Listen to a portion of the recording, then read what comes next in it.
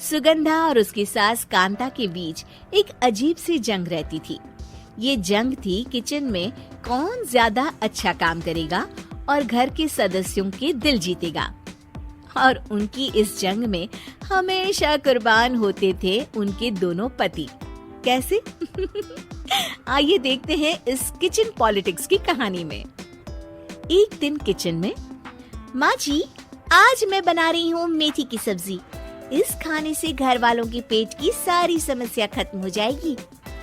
और मैं बना रही हूँ तड़के वाली छाछ, जिसे पीते ही गैस की समस्या कभी नहीं होगी। दोनों अपने अपने खाने को लेकर टेबल पर पहुँच जाती हैं। तभी सुगंधा के ससुर उसकी बनाई सब्जी की तारीफ कर देते हैं।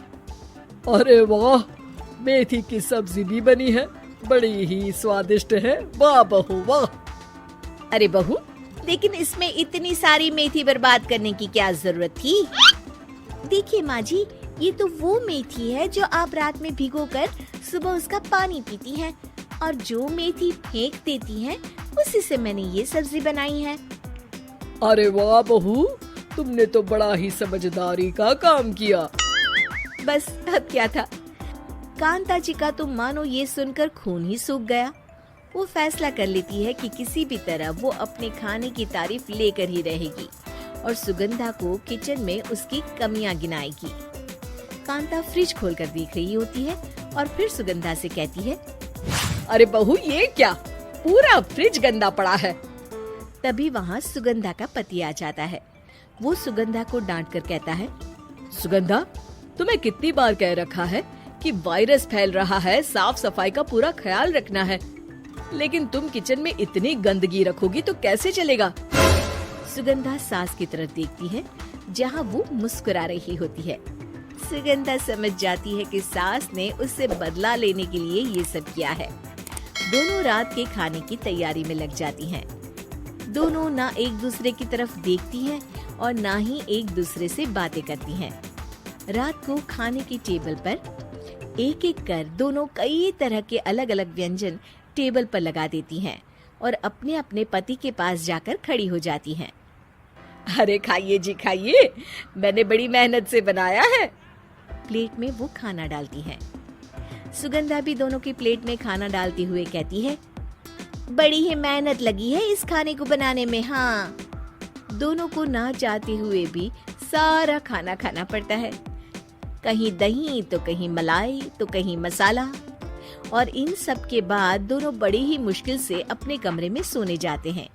लेकिन अगली सुबह सुगंधा का पति चिल्ला रहा होता है, हाय रे, हाय मेरा तो पेट खराब हो गया। हाय माँ, बहुत दर्द हो रहा है। तो वहीं कांता के कमरे से भी कुछ ऐसी ही आवाज आने लगती है। हे भगवान, इस सास बहू की लड़ाई हमारी जान लेकर रहेगी। जाओ कोई डॉक्टर को बुला कर लाओ। डॉक्टर आते हैं। दोनों को देखकर कांता और सुगंधा से कहती हैं, देखिए, आप दोनों इन्हें खाने में हल्का ही दीजिएगा। हो सके तो रात का खाना जल्दी खाया करें और वॉक किया करें। इतना कहकर डॉक्टर वहाँ से चले जाते हैं। जिसके बाद एक बार फिर से दोनों बहुएं किचन में जाती हैं और खाना बनाने में लग जाती हैं। रात में खाने के टेबल पर दोनों एक बार फिर से खाना लगाने लगती है। पापा जी, मैंने ये पतली मूंग की दाल की खिचड़ी के साथ ये पापड़ और पुदीने की चटनी भी बनाई है। अरे बहू, अभी अभी बेचारे पेट की बीमारी से गुजरे हैं। इतना भारी खाना तो डॉक्टर ने भी मना किया है ना। देखिए, मैंने आप दोनों के लिए सूप बनाया है। और दोनों उन लोगों की प्लेट में खाना डालने लगती हैं। तभी दोनों एक साथ बोल पड़ते हैं, बस करो, हमें माफ करो। हमें नहीं खाना इस घर में, ना खिचड़ी और ना ही सूप। हम इंसान हैं, एक वक्त में एक ही खाना खा सकते हैं।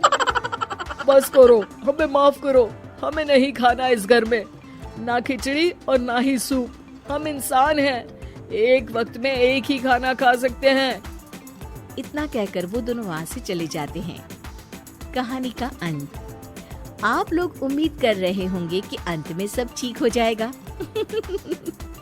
नहीं जनाब, अगर सास बहू के बीच सब ठीक हो जाए तो आप ये सीरीज देखे ही क्यों?